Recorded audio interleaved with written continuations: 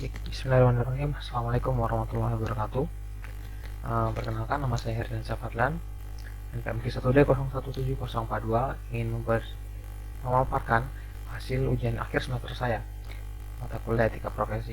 Kemudian kebajikan seorang engineer. Seorang engineer perlu memiliki kebajikan secara individu, seperti melakukan pekerjaan meski tak diawasi dan tidak mendapat honor tambahan. Hambatan-hambatan dalam responsibility meliputi 1. Self-interest, yang kedua fear, 3. Self-deception, 4. Ignorance, 5. Egocentric tendencies, 6. Microscopic vision, 7. Uncritical acceptance of authority, dan 8. Groupthink. Membingkai masalah. Membingkai masalah merupakan salah satu cara untuk kita membingkai suatu permasalahan yang ada pada profesi kita, pada lingkungan profesi kita.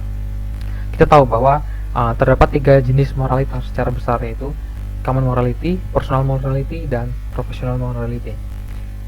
Common morality merupakan keyakinan moral yang paling masuk akal. Artinya kita tidak membawa agama ataupun kita tidak membawa sekularitas. Artinya hal itu sudah dapat diterima oleh masyarakat sekitar tanpa membawa agama. Kemudian yang kedua adalah personal morality, itu keyakinan yang didasari dengan keinginan pribadi, itu keinginan dari masing-masing tiap individu. Yang ketiga adalah keyakinan yang didasari dengan prinsip-prinsip keprofesionalitasan. Jadi tidak perlu dengan common morality, tidak perlu dengan personal morality. Apa yang diperintahkan di perusahaan tersebut secara profesional itu yang akan dikerjakan. Itu pola pikir atau moral, yaitu moral professional morality. Kemudian dalam membingkai masalah ada 2 konsep utama, yaitu universalizability dan reversibility. Universalizability adalah pola pikir yang memberitahu bahwa apapun yang benar dalam suatu situasi harus benar juga pada situasi lainnya yang relevan. Jadi misalkan saya melakukan A di situasi B, saya melakukan A di situasi tertentu, maka di situasi lainnya saya tidak boleh B, C, D, harus teguh dengan prinsip saya, itu di situasi A. Kemudian reversibility adalah suatu paham yang mengharuskan kita memperlakukan orang lain sebagaimana kita ingin diperlakukan juga, timbal balik.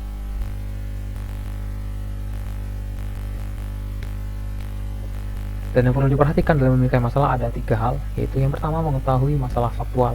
Artinya kita harus mengetahui faktanya dari permasalahan tersebut. Yang kedua adalah mengetahui konsep etika dari sisi health, kesehatan, safety, keselamatan, COI atau conflict of interest. Jadi tidak ada konflik antara seseorang secara pribadi. Yang keempat adalah bribery atau suap menyuap. Kita harus menghindari yang namanya suap menyuap. Kemudian ada extortion atau pemerasan, kita harus menghindarinya. Kemudian confidentiality untuk kerahasiaan, dan terakhir adalah loyalty atau loyalitas. Kemudian yang ketiga, kita harus memisahkan antara specific moral problem dengan general moral problem. Artinya ketika kita dalam dunia kerja, kita dalam lingkungan kerja kita tidak boleh mencampuri urusan pribadi kita. Ketika hendak memutuskan suatu pekerjaan, kita harus menggunakan general moral problem. Artinya keputusan-keputusan yang kita keluarkan harus profesional, tanpa permasalahan-permasalahan pribadi atau spesifik moral problem tadi. Kemudian ada 2 teknik dalam membingkai masalah yang untuk mengatasi masalah. Yang pertama adalah line drawing, yang kedua adalah creative middle way. Line drawing merupakan cara untuk menggunakan positif paradigm dan negatif paradigm, dan yang kedua adalah creative middle way, itu menggunakan jalan tengah yang kreatif. Ini adalah sebuah kasus ya untuk line drawing. Misal kasusnya adalah Amanda menandatangani perjanjian dengan perusahaan A tanpa batas waktu yang mewajibkan dia untuk tidak mengungkapkan rahasia dagangnya. Amanda kemudian pindah ke perusahaan B di mana ia menemukan suatu atau beberapa gagasan yang dimilikinya yang ketika berada di perusahaan A, dia tidak pernah mengembangkan ide-idenya ke dalam proses industri di perusahaan A, dan perusahaan B tidak bersaing sama sekali dengan perusahaan A. Tapi dia masih bertanya-tanya, apakah menggunakan ide-ide tersebut di perusahaan B adalah pelanggaran terhadap perjanjian yang dia miliki dengan perusahaan A. Dia memiliki perasaan tidak nyaman bahwa dia berada di daerah abu-abu dan bertanya-tanya di mana untuk menarik garis atau line drawing antara penggunaan yang sah dan tidak sah dari pengetahuan. Bagaimana seharusnya dia melanjutkan? Oke, kita menggunakan teknik line drawing. Kita pisahkan dulu, ada ada ada 3 tabel ya. Yang pertama adalah tabel negatif paradigm, dan kedua case test, ketiga positif paradigm. Yang pertama, perjanjian ditandatangani ya, perjanjian ditandatangani dan perjanjian tidak diizinkan. Mana yang lebih menjurus? Kita tahu bahwa yang lebih menjurus adalah perjanjian yang ditandatangani, maka silang di dekat perjanjian yang ditandatangani. Kemudian A dan B adalah kompetitor, itu negatifnya. Positifnya adalah A dan B bukan kompetitor. Karena kedua ini walaupun bukan kompetitor tapi masih mungkin ada bersinggungan sedikit dalam produknya, maka kita letakkan tanda silang di tengah-tengah. Kemudian yang ketiga adalah ide apakah dikembangkan oleh bersama-sama dengan tim di perusahaan A atau hanya ide pribadi. Ternyata lebih condong ke ide pribadi, maka silahkan lebih condong ke ide pribadi. Kemudian yang keempat adalah apakah ide dikembangkan pada saat bekerja atau ide dikembangkan pada saat tidak bekerja.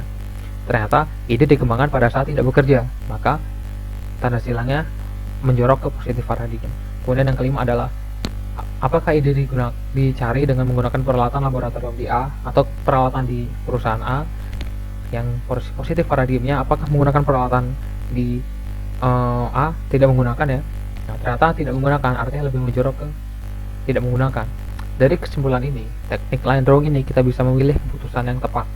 Artinya lebih condong ke positif paradigm. Artinya si Amanda boleh memberitahukan gagasan atau ide yang dia kembangkan ke perusahaan B.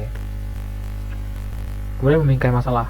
Cara kedua untuk memingkai masalah, mengatasi masalah yang kreatif menjadi baik, yaitu dengan cara melakukan jalan tengah atau solusi yang kreatif di antara easy choice dan hard choice. Yang perlu diterjemahkan adalah konsep faktual, konseptual, aplikasi, isu moral.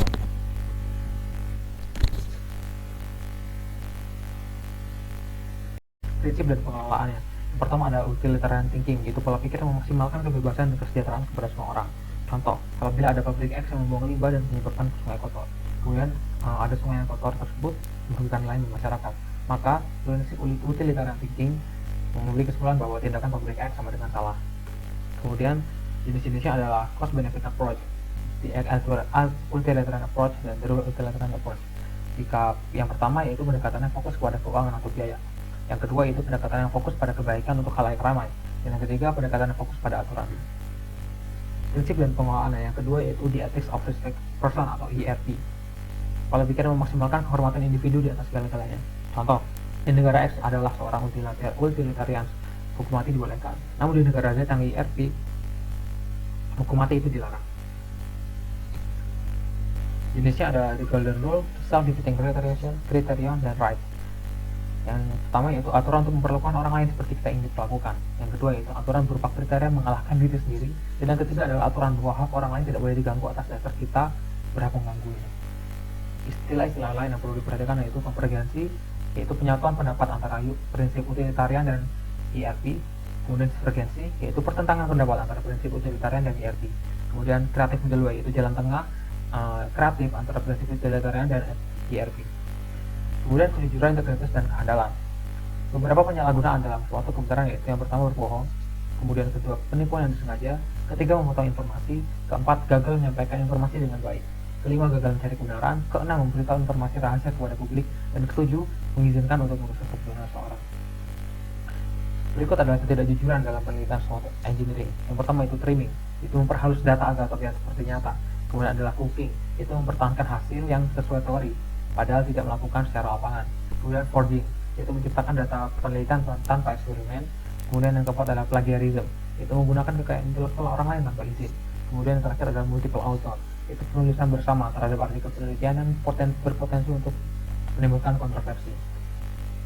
Kemudian integritas dalam penggunaan kekayaan intelektual dapat dilindungi dengan cara pertama trade secret, yaitu rahasia dagang suatu perusahaan. Yang kedua itu paten, yaitu dokumen dari negara yang berlaku selama 20 tahun untuk melindungi dari orang lain yang hendak menggunakan tanpa izin. Kemudian yaitu trademarks, untuk logo, tanda, simbol, atau sifat yang sifatnya melindungi suatu karya. Dan terakhir adalah copyright, yaitu hak cipta yang membuat seseorang pembuat karya memiliki karya tersebut walaupun sudah meninggal selama 50 tahun. Kemudian terakhir adalah integritas dan rahasia klien profesional. Yang pertama, kita tidak boleh merusak kerahasiaan saat walaupun tidak terjamin. Yang kedua, kita tidak boleh menolak untuk memecah kerahasiaan meskipun ada kewajiban yang lebih tinggi kepada publik atau orang lain. Begitu saja. Terima kasih. Wassalamualaikum warahmatullahi wabarakatuh.